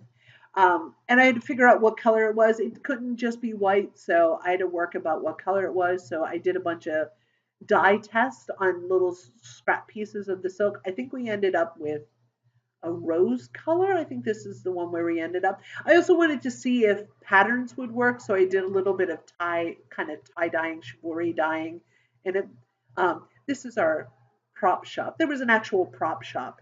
There was an actual two shops, and this was the prop shop. So the final drafting. So you notice that this is where all the plexi and the pieces of black mesa hung in the air. Stair heights is here. All the information that the builders need to know to make this work. This is a front elevation. This is as if you were looking at the set from the center downstage. This is a section as if you split the set in half down the long center line and are looking to the side of it, so it's cut in half. This is all really, really, really important information to have as you're building and designing, or as you're building and painting and putting the set together. So the production, I'm kind of happy with the way it turned out. I think I was playing with a lot of ideas. Um, maybe should have gone a little simpler, but overall, I was pretty satisfied with the way it turned out. I think we did a pretty good job on it. So this is the very adorable looking Hamlet right here. Gertrude, Claudius, and Polonius is here, and then a couple guards in the back. So you notice that overall the design was sort of modern, a mix of modern and period clothing. It was a little like no man's land, kind of like the set itself. Was a little modern, a little no man's land. She is excellent actress. This is the right before the players scene, the play within the play. Um, this is Ophelia dressed up, tarted up to catch Hamlet. This is Hamlet's leather coat, which I love. These are the players. They're kind of um, German cabaret ish. And you'll notice, so the set is black marble with white veining. For the play within the play, we did white marble with black veining to kind of flip it around a little bit. This is the death to Claudius scene. This is probably my favorite. This is probably my favorite scene.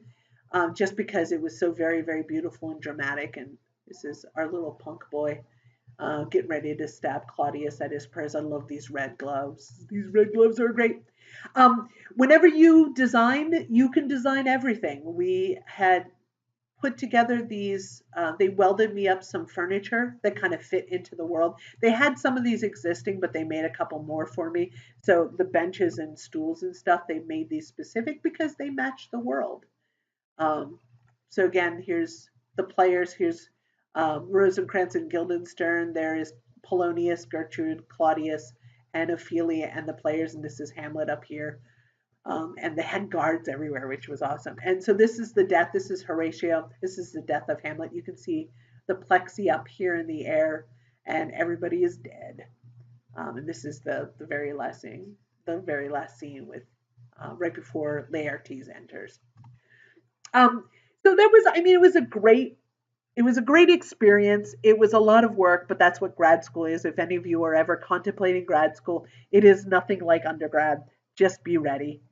Um, if you decide to go to graduate school, come talk to me. I'll tell you what it's like.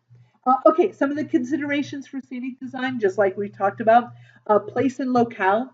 So there's a difference between place and locale, and West Side Story is a great example of it. So West Side Story is set in New York, in sort of like one of the boroughs, inner city.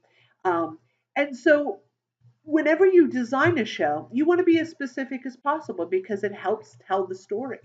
Um, you could go, this is kind of great because it doesn't say New York, but it says inner city tall buildings, brick, brick, brick, big windows, little tower here, and lots of place for dancing, which is what you need for West Side Story. So this is kind of what you need to tell the story, but it's not a very specific design. It gets to the heart, and it's a very fine design, but it doesn't say anything about the story or about the place that they inhabit. Now this one, a little bit more money, and it's a little more specific. It's a little more telling the story of New York City rather than, hey, this is lots of buildings inside a city.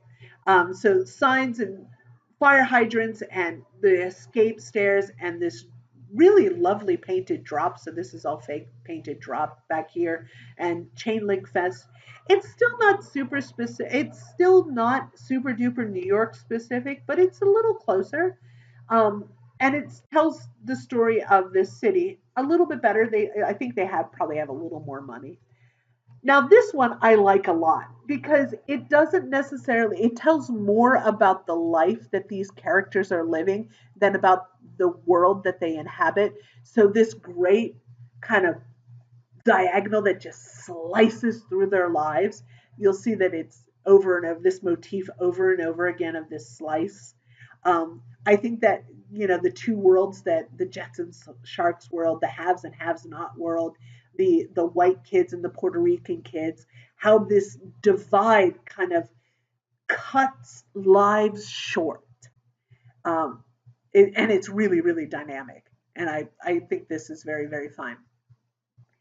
So this had a little bit more money, a little bit further from where it's set.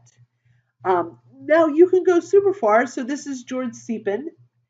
And this is his production of West Side Story. This is a German production, and this is kind of an event that they do it on a lake. There's a lot of productions. There's a lot of pictures that you'll see of them on the lake. So George Seepin has told the story of New York City through this kind of plexiglass, enormous um, office building almost that the city has engulfed these characters. I think this is the dun dun dun dun dun dun dun dun dun dun dun dun mambo. So this is the dancing. This is one of the fight scenes. It looks like maybe this is like, so there's singing up here, Maria and her friend, and the separation between the Jets, the Reds and the Blues up here, the Jets and the Sharks up here. So the red for and the coolness uh, of the ocean, of sharks in the ocean. But he has told this story of the city that is enormous and over engulfing, um, while the characters are teeny, teeny, tiny. And I really like this. I think this tells the story of the world that these characters inhabit more than just brick, more than just places to dance. I think this is a very fine design. The other thing that designers do is talk about time and period. So this is Tartuffe by Moliere, which is a neoclassical play in the 18th century, and this scenic design sort of tells that story of very neoclassical. This is the S&C production that was before my time. I came and saw this when I came to interview, and it was super awesome.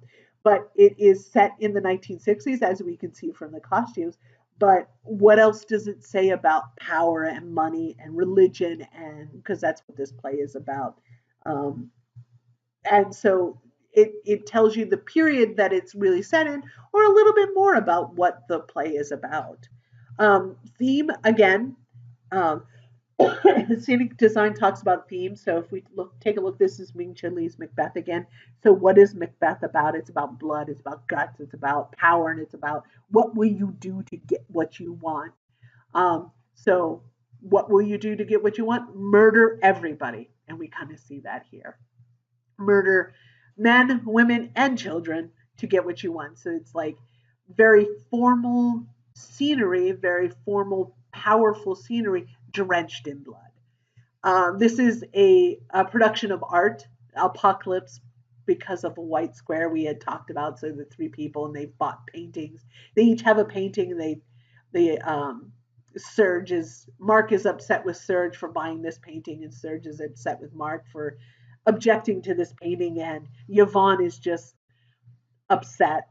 So this set talks about that theme, this sort of enormous white set with these enormous paintings in it. So the scenic design gets to the heart of the play. Mood, again, Cherry Orchard, the funniest tragedy ever written next to Hamlet. So this sort of formal life that these characters are living of quiet desperation. So the world that they live in, again, we're getting a mood here. Very different from something like Forever Plaid. Forever Plaid is the story of this quartet of singers who sings old sort of doo-wop songs, and their bus crashes on the way to their first show, and so they have to come back and sing that show before they can go to heaven. It's a very cute show. It's really adorable, and they're adorable, and the show is just delightful. So it has to be different than something like The Cherry Orchard, which is not delightful, which is grim and still funny, but grim and delightful. So the mood change. The scenic design has to fit the mood. You cannot do Cherry Orchard on a set like this unless you had a really good reason for it. You could not do Forever Plaid on this set. Does not fit.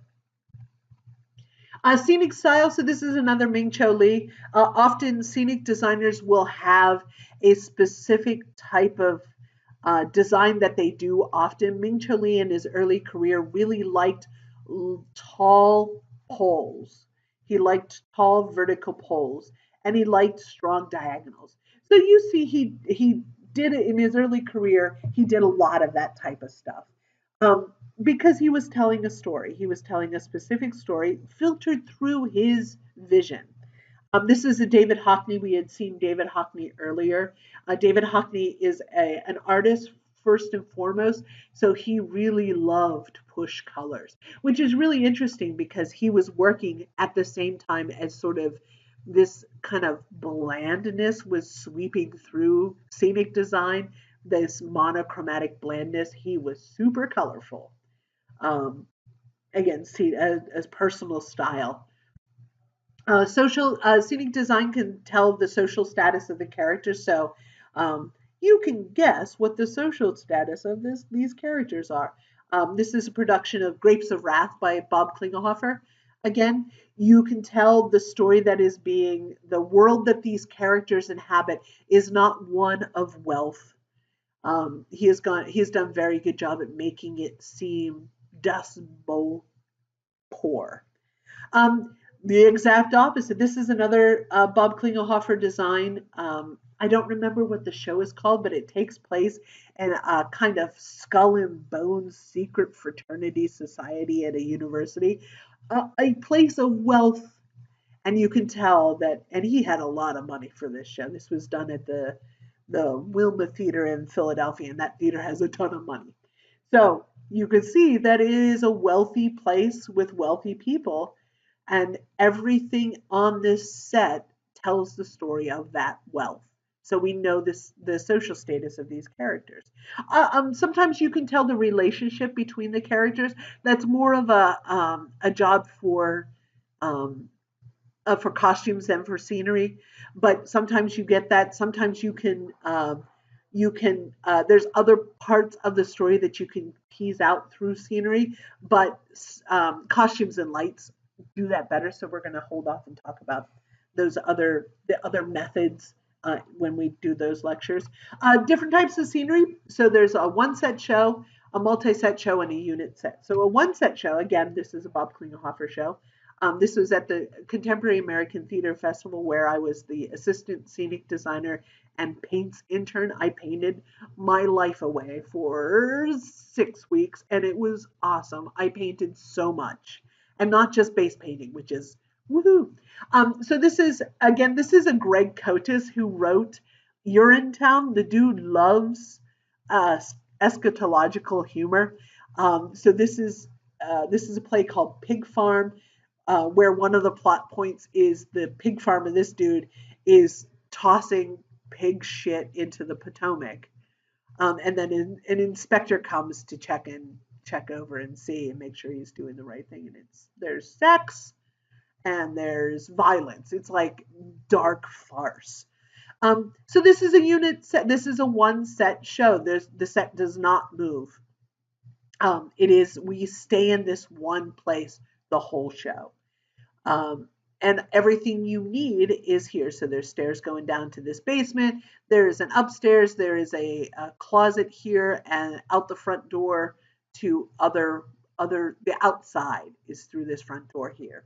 The same thing. This is the same festival. This was on the proscenium stage. This is theater in the round. So the audience was on all sides, which is challenging.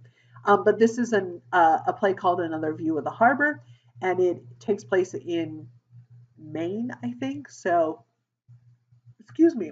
So we're on this sort of veranda of this house, this dilapidated kind of mansionish house. So, but it is a one set show.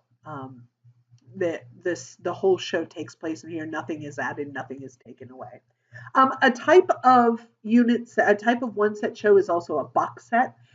We call it a box set because of particularly how it works, that there is 3 walls, and the fourth wall making the box is the fourth wall is the proscenium, the proscenium, the fourth wall, quote unquote, fourth wall. Generally, this is farces, comedies, murder mysteries, kind of old standards. So this is a Arsenic and Old Lace here.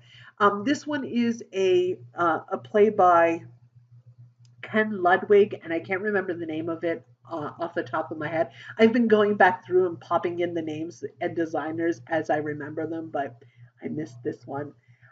This is a famous hotel sort of set. This happens a lot in like Neil Simon's like California Suite and stuff. That it is 2 rooms and there is a dividing wall between them that has a door in it. Hotel rooms we design hotel rooms like this all the time because we need that separation between the 2 rooms. I've done 100 of these. Again, this is the Arsenic and Old Lace that we just see. This theater had a lot of money because this is very fine. So again, wall, and then the audience is out here. So this is a standard box set. We also have multi-set shows. So Guys and Dolls is a multi-set show. We're in New York. We're in the Save a Soul Mission. We're in the sewers. We're at the Hot Box dance hall. We're on the street. We have a newsstand. We don't have a newsstand. So it's a multi-set show. So lots of lots of changing of scenery to tell us where we are. Mary Poppins is a multi-set show. A lot of musicals are multi-set shows, especially the old standards. Um, this is a play called A Flea in Her Ear, which takes place in sort of turn of the century France. And it is about this dude is living a double life, if I remember correctly. I've done it twice, but it's usually so painful because it's a really complicated show. Again, it's this kind of hilarious farce, but usually the doing of the show is so painful I can never remember what it's like or what it's about. This is probably one of the first shows that I ever did as a young professional. I was an intern at the Mountain Playhouse, and my job was to. This is a trick bed. My job was to spin the bed. So this is we start the show in this dude's house, his little maison in Paris. So we start the show here. It moves to the Pussy a Goat Go Hotel, which is kind of a place where people have assignations. They get together to go down to Bone Town. And then we move back in the third act, we move back to the dude's house. Um, so there's moving back and forth. You notice that these are on platforms. This probably just moves backwards. These two split and go off, and then this set comes in, probably as a whole unit. Yeah, you can see a little ledge here. This probably just drives right on in and then drives right on out, and then you put this back in and this in and this in, and all the furniture comes back in. Oh boy. Noises Off. If you know the play Noises Off, that's a multi. It's kind of a unit set show, but a multi-set show at the same time because the house that it's a play about a play, and the set spins. So you see on stage, it spins around. You see backstage, and it spins back around. You see on stage again. It's super fun. If you haven't seen it, watch the John Ritter version, the movie version. It's pretty funny. This is another multi-set show that I did. It's Of Mice and Men. It's one of the first shows I ever designed at the Playhouse, at the Mountain Playhouse, because again, we have to move from place to place to place pretty seamlessly. That's kind of the trick of interior multi-set shows that aren't changed in the act break. So I had these flats on barn sliders so that they slid kind of like doors. They were enormous, so they just moved off and out of the way, and we brought in other things. So these are the barn walls that you see here, and here is this one and this one. They just kind of moved in, and then there was this wall here is part of this wall, so it moves in. So this is the bunkhouse. This is Crook's shack, and this is the barn where George kills Curly's wife. And it was beautiful. It was absolutely beautiful. This was probably one of my best sets. This drop was painted by our scenic artist and one of the other set designer, and you'll notice that it is very transformative. We use this drop in about 1,000 shows. Anytime we could, we were going to use this drop because it just worked so well. Um, I was just talking to the person that painted that on Facebook. The last type of scenery is unit sets. So it is set that doesn't change. It has a bunch of different locales, but doesn't change a lot. So this is Beyond Therapy, I think this is called. So we're in this therapist's office. We're in this therapist's office. We have a cafe down here, and it's New York City. So there's a no man's land particular office, and then 3 cafes. So this is a unit set that doesn't move much, but it has a bunch of different locales on it. This is my first scenic design ever in 2000, I think we did. This is the set for Inherit the Wind. This is very much a unit set. So we are outside of town. We're in town. We are in the courtroom. We're in the jail. We're in a little bit of everywhere. Now the director particularly, and I worked with him a lot, particularly liked this sort of setup. So I did this setup for him a lot. This kind of multi-levels that had a lot of transformative properties. The other neat thing about this is that he wanted it to kind of, because the Scopes Monkey Trial was kind of a media circus, so we did a little bit of a circus theme. So we had these long tent poles and the um, kind of the tent itself up here, and I kind of drew a bit of a half circle, like the a three-ring circus on the floor. But there's a caveat here, a thing to be aware of, that sometimes you need to be very careful about the colors you choose. So every year the Mountain Playhouse did a kid show. So Mice and Men was the kid show, was the student show. So Mice and Men was one, Inherit the Wind was the other. We did a bunch of different types of ones. We did Romeo and Juliet once. And so what would happen is these high school students would come and they would watch the show, and then we would stick around. They asked us questions, and so I was really proud. I was, whenever I first started to be a designer, I was very proud of myself because, I had made that leap from a technician to a designer.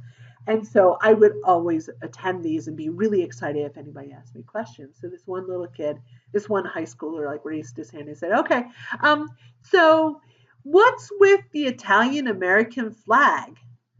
So I had designed these curtains, these circus drapes, green, yellow, and red, which is the Italian flag. And it wasn't supposed to be like that. So I was a little ashamed. So be very aware whenever you choose colors to vet flags. Go with secondary and tertiary colors. Don't ever try to design with primary. And this is another unit set that you have a bunch of different locations. That's what we kind of do. That's what we did for the Tempest, was a unit set that we were in a whole bunch of different locations without changing the scenery. We do that a lot here because that's kind of theater we like. Okay, so that's the end of this lecture. We're going to take a little bit of time and talk about this next week, the week after, just to see if you have any questions. As you listen to it, think if you have any questions you want to ask me about scenic design. I love talking about it. So thank you for your patience, and I will see you in a couple days.